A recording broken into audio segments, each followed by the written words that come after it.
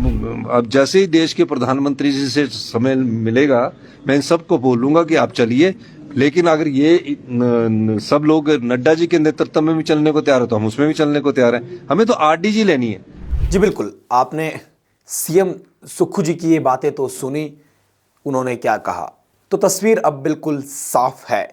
नमस्कार दर्शकों, आप सभी देख रहे हैं केएच लाइव हिमाचल। मेरा नाम है कमलेश ठाकुर। हिमाचल पर बढ़ता कर्ज, राज्य की कमजोर आमदनी और अब केंद्र सरकार द्वारा आरजीडी यानी राजस्व घाटा अनुदान बंद होना हिमाचल प्रदेश के लिए हम कहेंगे कि यह सबसे बड़ा इस समय का वित्तीय झटका है। आज मुख्यमंत्री सुखविंदर सिंह सुक्खू जी ने मीडिया से बात करते हुए साफ और सरल शब्दों में कह दिया कि हम हिमाचल प्रदेश के हितों के लिए सेंट्रल गवर्नमेंट से मिलने के लिए तैयार है, और हमारे साथ अगर हिमाचल प्रदेश के पूर्व मुख्यमंत्री जयराम ठाकुर जी, अनुराग जी और नड्डा जी भी चलते हैं तो हम उनके साथ दिल्ली जाने के लिए भी तैयार है। इस बात में कोई शंका नहीं है कि इस समय हिमाचल प्रदेश की वित्तीय हालत बहुत ज़्यादा कमज़ोर है और रीढ़ की हड्डी इस समय प्रदेश की टूट चुकी है। तो चलिए, हिमाचल प्रदेश पहाड़ों की इस शांत धरती पर आज सबसे बड़ा जो बोझ बन गया है वो कर्ज का बोझ बन गया है, और आरजीडी अगर बंद हो जाता है तो आने वाले समय में हिमाचल प्रदेश को बहुत सारी चुनौतियों का सामना करना पड़ेगा। लेकिन इस बात पर बाद में बात करेंगे, उससे पहले ये समझना हमारे लिए ज़रूरी हो जाता है कि हिमाचल प्रदेश पर कर्ज कितना है और कर्ज बड़ा कैसे, इस बारे में हम बात करेंगे। चलिए, इन सारे आंकड़ों को हम एक एक करके समझेंगे। इस समय की अगर बात की जाए, आज के दिन की मैं बात करूं तो हिमाचल प्रदेश पर 1 लाख करोड़ रुपए का कर्ज है। अब सवाल ये नहीं है कि कर्ज है, सवाल ये है कि ये कर्ज हुआ क्यों और किसने लिया, इसका जिम्मेवार कौन है। अगर बात की जाए अभी तक की तो 1 लाख करोड़ से ज़्यादा अभी तक हिमाचल प्रदेश पर कर्ज हो चुका है। मार्च 2023 तक कर्ज था 76,000 करोड़। उसके बाद सत्ता परिवर्तन हुआ, हिमाचल प्रदेश में कांग्रेस की सरकार बनी और इन 3 सालों में 3 साल सरकार को बने हुए हो गए हैं, लगभग 30,000 करोड़ रुपए का कर्ज और बढ़ा और ये आंकड़ा 1,00,000 करोड़ के पार जा पहुंचा। अब ये समझने वाली बात है कि इतना कर्ज हिमाचल प्रदेश पर क्यों बढ़ा। सरकार की तरफ से बयान आए कि हमने पिछला जो कर्ज लिया गया था 76,000 करोड़, इसका ब्याज भी दिया, इसको भी चुकाया, इसको चुकाने में, इसके ब्याज देने में हमें कर्ज और लेना पड़ा।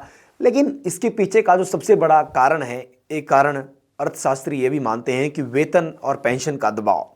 इस समय हिमाचल प्रदेश की सरकार पर सबसे बड़ा दबाव है कर्मचारियों की वेतन और उनकी पेंशन देना। आय के साधन हमारे पास नहीं है, प्रदेश के पास नहीं है, सरकार के पास इतने नहीं है। और बजट का जो सबसे बड़ा हिस्सा है, जो हिमाचल प्रदेश का साल का बजट बनता है, जो हिमाचल प्रदेश की इनकम है, जो जीएसटी से इनकम जनरेट होती है, उसका सबसे बड़ा हिस्सा चला जाता है बजट और पेंशन देने में। तो सरकार पर बोझ है ब्याज का। आप यकीन नहीं करेंगे, आपके सामने जो आंकड़े मैं अभी सुना रहा हूं, आपको विश्वास नहीं होगा, सिर्फ और सिर्फ ब्याज देने में ही सरकार का एक साल का 6700 करोड़ रुपए चला जाता है। 6,700 करोड़ रुपए प्रदेश की सरकार हर वर्ष ब्याज के रूप में देती है।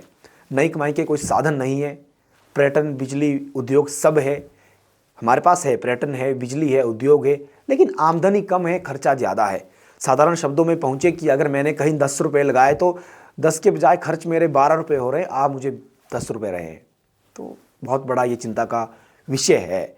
और हिमाचल प्रदेश की जो सरकार है, सरकार का दावा है, मुख्यमंत्री जी का दावा है कि जो हमने ये कर्ज लिया और इस कर्ज का हमने आधा हिस्सा विकास में खर्च नहीं किया, बल्कि इसका 70% हिस्सा पुराना कर्ज चुकाने में और पुराने कर्ज का ब्याज चुकाने में खर्च कर दिया।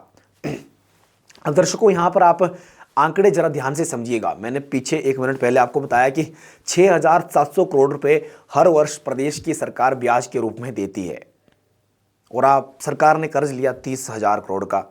तो अंदाज़ा लगाइए कि ये जो कर्ज सरकार ने लिया, ये कर्ज सरकार को ब्याज चुकाने में ही खर्च हो गया। तो आने वाले समय में प्रदेश की स्थिति ठीक नहीं है, इस बात में कोई दो राय नहीं है, इस बात में कोई शंका नहीं है कि आने वाला जो समय है वो हिमाचल प्रदेश के लिए ठीक नहीं है। लेकिन अब यहाँ पर प्रश्न ये बनता है कि जो अगर आरडीजी वाकई में, आरडीजी सच में अगर बंद हो जाता है तो प्रदेश की स्थितियाँ वाकई में खराब हो जाएगी।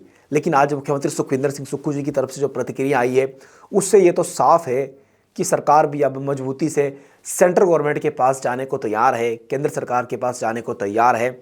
और इसके लिए सरकार को अगर विपक्ष के नेताओं का सहारा लेना पड़ेगा, जयराम जी का सहारा लेना पड़ेगा, नड्डा जी का सहारा, अनुराग जी का सहारा लेना पड़ेगा, तो उसके लिए भी सरकार तैयार है, मुख्यमंत्री जी तैयार है। उन्होंने साफ कह दिया है कि हम चलने को तैयार है, लेकिन जो ये कर्ज का बोझ है, साथ में कर्मचारियों की पेंशन सैलरी भी देनी है और प्रदेश में विकास भी करवाना है, और साथ में अगर आरडीजी बंद हो जाता है तो वाकई में प्रदेश की स्थितियां खराब हो जाएंगी। 2027 में चुनाव भी होने हैं और चुनाव के समय सरकार को अपने विकास कार्य भी जनता के समक्ष दिखाने हैं। तो चलिए, इस सारे प्रकरण को लेकर आपकी क्या राय है, ज़रूर आप सभी हमें कमेंट्स के माध्यम से लिखकर भेजिएगा।